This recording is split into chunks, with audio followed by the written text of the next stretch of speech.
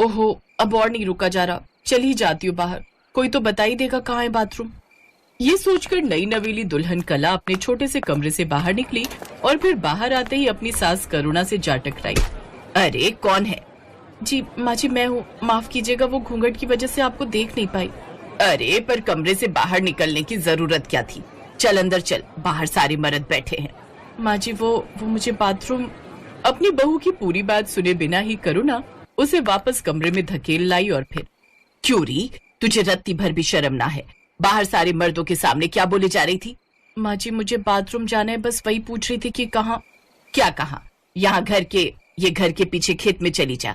वैसे तो यहाँ सारी औरतें दिन छिपे ही जाती हैं, लेकिन अब तुझ में सब्र ही नहीं तो चली जा भी, पर याद रहे घूंघट जरा भी ऊपर नहीं होना चाहिए। माँ जी पर खेत में? हाँ तो घर के आंगन में जाएगी क्या? माँ जी घर में बाथरूम नहीं है क्या? छी छी छी छी, घर के अंदर ये सब करने की गंदी आदत तुम शहरी लोगों की होगी, पर यहाँ गांव में हम बहुत साफ सफाई से रहते हैं, समझी? ये कहकर करुणा वहां से चली गई और फिर कला बड़ी हिम्मत करके घर के पीछे के रास्ते से खेत की तरफ गई। उस दिन तो किसी तरह कला ने काम चला लिया, लेकिन फिर अगले दिन, सुनो जी, यहाँ हमें गांव में कितने दिन रहना होगा? अरे कल ही तो आई हो, मुझे लगा था कि तुम्हें गांव पसंद आएगा। अब गांव तो अच्छा है, पर यहाँ की कुछ चीजें ठीक नहीं है। जैसे कि घर में एक बाथरूम तक नहीं है, हल्का होना हो या फिर नहाना धोना हो, सूरज उगने से पहले सारी औरतों को तालाब पर जाना पड़ता है, और फिर एक ही तालाब में इंसान भी जानवर भी। ओहो, और मुझे ये बताओ, ये फर्श पर गोबर की लिपाई अब कौन करता है?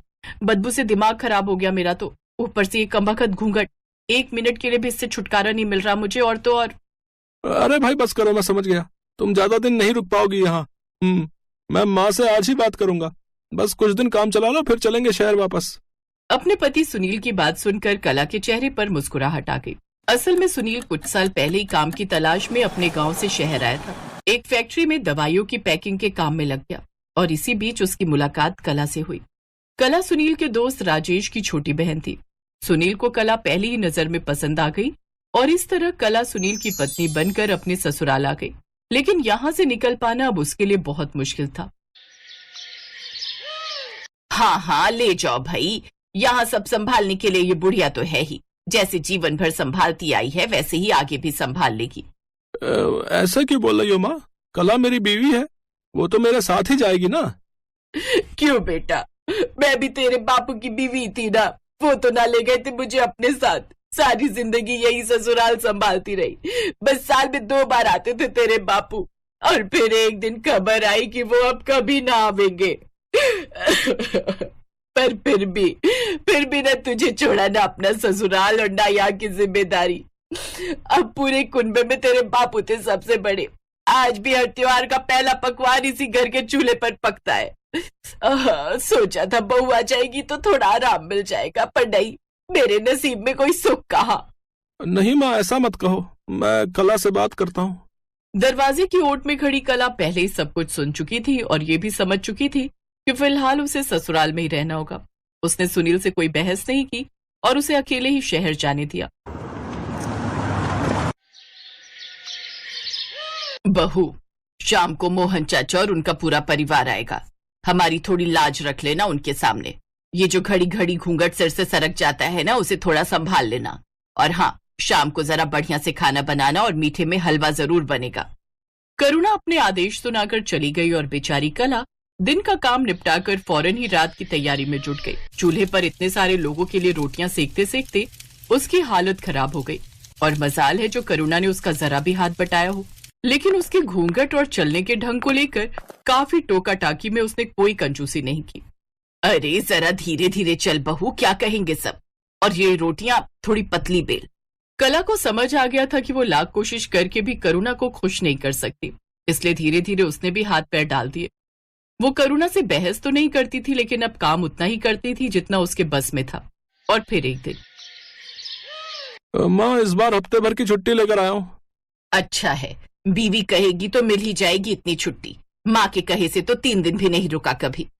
ओहो माँ, ऐसी बात नहीं है, असल में इस बार ठीक ठाक पैसा जोड़ के लाया हूँ, तो सोच रहा हूँ कि पूरे घर में फर्श पड़वा देता हूँ और आंगन के बाहर एक छोटा सा बाथरूम भी। ना, कोई जरूरत नहीं है, ये सब फालतू खर्चे हैं। यहाँ सब ठीक है? नहीं माँ, ये सब जरूरी है। हाँ हाँ, तेरी बीवी ने कहा है तो जरूरी ही होगा ना। अगर तुम्हें ऐसा लगता है तो ऐसा ही सही, पर मैं जो कुछ सोच कर आया हूँ वो सब तो करवा के ही जाऊंगा। हाँ। करुणा लाख कोशिश करके भी सुनील को कला से दूर नहीं कर पा रही थी, और तो और उसकी मर्जी के खिलाफ जाकर सुनील ने अपने घर में फर्श भी पड़वाया और घर के बाहर एक छोटा सा बाथरूम भी बनवाया। ये सब हो जाने से कला को काफी आराम हो गया, और असल में तो ये सब करुणा को भी अच्छा लग रहा था, क्योंकि आसपास के लोग उसके घर की और उसके बेटे सुनील की खूब तारीफ जो करने लगे थे। फिर कुछ महीनों के बाद, अब तू आ गया बेटा, अब आजा, आज मैंने तेरे लिए अपने हाथों से खाना बनाया है। बहुत बहुत धन्यवाद माँ। कला, ये पैसे रख लो, इस बार छत की मरम्मत और पुताई का काम करवाना है। जी ठीक है। ए रुक जरा, तू कहाँ लेकर जा रही है पैसे? सुनील, ऐसे संस्कार तो नहीं दिए थे मैंने तुझे। माँ के रहते अपनी बीवी के हाथों में अपनी कमाई दे रहा है, तुझे शर्म नहीं आई ऐसा करते हुए? नहीं माँ, बिल्कुल शर्म नहीं आई, क्योंकि ये मेरे अकेले की कमाई नहीं है, इसमें कला की भी कमाई शामिल है, जो मेरे साथ वो भी इस घर पर खर्च कर रही है। हैं? क्या बोल रहा है? ये कब से मतलब कि ये कहाँ से कमाने लगी? ये तो सारा दिन तुम्हारे सामने घर के काम करती है, और फिर रात को जब तुम सो जाती हो तब उन कपड़ों की सिलाई का काम करती है, जो मैं इसे हर बार ला कर दे जाता हूँ। और जानती हो माँ, अपनी कमाई का एक भी रुपया इसने आज तक खुद पर खर्च नहीं किया। मुझसे कहती रही कि मैं खुद से पहले अपने ससुराल को बेहतर बनाना चाहती हूँ। सुनील की बात सुनकर करुणा को बड़ी शर्मिंदगी महसूस हुई। वो फौरन कला के सामने हाथ जोड़ते हुए बोली, मुझे माफ कर दे बेटी, मैं तुझे हमेशा खरी खोटी सुनाती रही, और तू सब कुछ सहकर भी इस सड़े गले ससुराल को संवारती रही। लेकिन अब बस मैं भी अपनी सड़ी गली सोच को बदलूंगी। आज से तू कभी किसी के सामने घूंघट नहीं करेगी और अपने पति के साथ शहर में जाकर रहेगी अपने हिसाब से।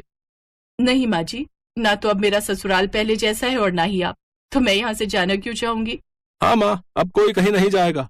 अब से मैं हर हफ्ते शहर जाकर ऑर्डर पर कपड़े लेकर आऊंगा, जिन्हें सिलने के काम में हम दोनों कला की मदद करेंगे। मैंने पूरा हिसाब लगा लिया है, ऐसे हम ज्यादा कमाई भी कर सकेंगे और हमेशा साथ में भी रह सकेंगे। हाँ। तो इस तरह कला ने अपनी मेहनत और सही सोच से अपनी किस्मत बदली, और उसका सड़ा गला ससुराल उसका खुशियों से भरा संसार बन गया।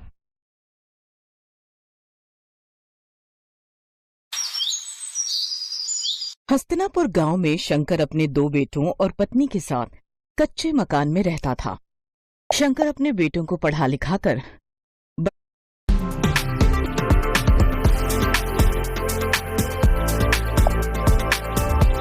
इसीलिए वो दिन भर ईंट की भट्टी में मेहनत मजदूरी करता। उसका बड़ा बेटा अरुण जैसे ही अपनी पढ़ाई पूरी करता है तो वो अपने पिता से कहता है, पिताजी, अब मेरी पढ़ाई पूरी हो गई, तो अब कल से मैं भी आपके साथ काम पर चलूंगा। अरे ये तू कैसी बात कर रहा है अरुण? इतने सालों तक खुद को ईंट की भट्टी में जलाकर मैंने तुझे इसलिए नहीं पढ़ाया लिखाया कि तू भी मुझ जैसा काम करे। अरे मैं तो चाहता हूँ कि तू पढ़ लिख कर कोई बड़ी नौकरी करे, तो पैसे कमाने के लिए मेरी तरह मजदूरी ना करे। और तू नौकरी के लिए शहर जाने वाला था ना, फिर क्या हुआ? पिताजी, शहर जाने के लिए खर्चा ज्यादा है, वहां जाने का किराया, रहने के लिए किराए का घर, राशन पानी, इन सब का खर्चा बहुत ज्यादा है। जब तक नौकरी नहीं लग जाती तब तक इन सब के लिए हम गरीब इतने पैसे कहाँ से लाएंगे? तो इन सब बातों पर ध्यान मत दे और शहर जाने की तैयारी कर, बाकी सब मैं संभाल लूंगा। अरुण के शहर जाने के लिए शंकर अपनी थोड़ी सी जमीन को बेच देता है और उन पैसों को अरुण को दे देता है। शहर पहुंचकर अरुण नौकरी की तलाश में जुट जाता है और 2 महीने बाद उसकी एक बड़ी कंपनी में नौकरी लग जाती है। उस कंपनी के मालिक की बेटी रिया वहां की मैनेजर थी। वो एक अमीर और घमंडी लड़की थी। अरुण का लंबा चौड़ा कद और गोरा रंग देखकर रिया उसकी दीवानी हो जाती है। ओहो वाओ, ये तो बिल्कुल मेरे टाइप का है, टॉल एंड हैंडसम। रिया उसके पास जाती है और बोलती है, हाय हैंडसम, न्यू ज्वाइनिंग, एम आई राइट? जी, आज मेरी ज्वाइनिंग है। क्या आप मुझे बता सकती हैं मैनेजर जी का कैबिन कहाँ है? मैं ही इस कंपनी के मैनेजर हूँ और ये कंपनी मेरे डैड की है। लेट्स गो, मैं तुम्हें तुम्हारा काम समझा देती हूँ। कुछ दिनों में दोनों में अच्छी दोस्ती हो जाती है और दोनों एक दूसरे के करीब आ जाते हैं। रिया को अरुण से प्यार हो जाता है। अरुण भी रिया को चाहने लगा था, लेकिन अपनी गरीबी के कारण वो चुप रहा। लेकिन आखिरकार एक रोज रिया अरुण को प्रपोज कर देती है। अरुण, आई लव यू और मैं तुमसे शादी करना चाहती हूँ। रिया, मैं भी तुमसे प्यार करता हूँ। लेकिन मैं एक गरीब हूं और तुम अमीर खानदान से हो। तुम दोनों के बीच जमीन आसमान का फर्क है। ये सब मुझे नहीं पता। मैं सिर्फ इतना जानती हूँ कि मैं तुमसे प्यार करती हूँ और तुम्हारे साथ गरीबी में भी रह लूंगी।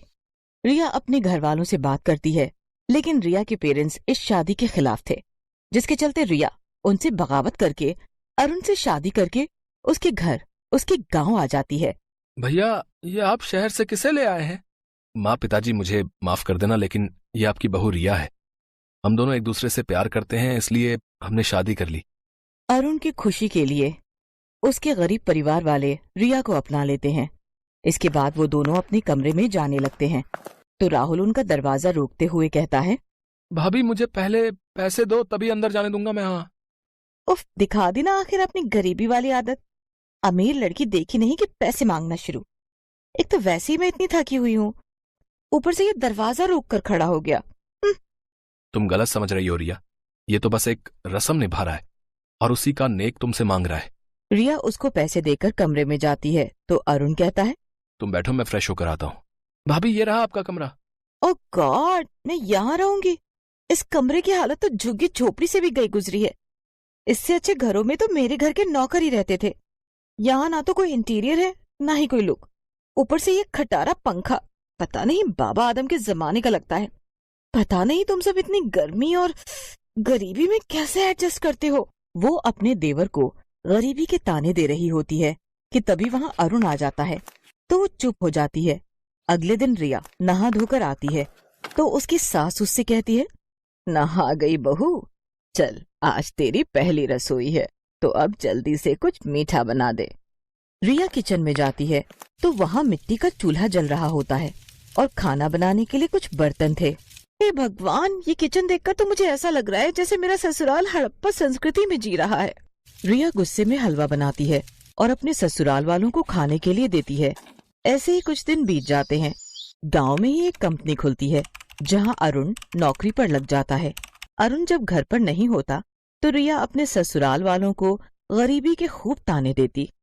एक रोज जब उसकी सास पूजा करने बैठती है तो रिया उस पर चिल्लाते हुए कहती है, सासू माँ, आपको पूजा के लिए यही टाइम मिलता है क्या? जब घर के कामकाज का टाइम होता है तो आप पूजा करने बैठ जाती हो। ये सब ढोंग बाद में करना, और ये लो अभी ये सब्जी काटो। और पिताजी, आप निकम्मों की तरह पड़े हो, ये नहीं कि बाजार जाके सब्जी ही ले आऊं। और राहुल, तू जाकर पानी भर ला। पढ़ने का ड्रामा ना कर, बाद में करियो। जब से आई हूँ तुम सबकी तो ऐश हो गई है। अरुण जब घर पर नहीं होता तो रिया उन सबसे खूब काम लेती और अरुण के आने पर खुद बेचारी बनकर घर के काम करने लगती। कुछ महीनों बाद रिया गर्भवती होती है। ये सब सुनकर सभी घर वाले बहुत खुश होते हैं। उन सबको खुश होता देख रिया उन सबसे कहती है, मैं आप सबसे कुछ कहना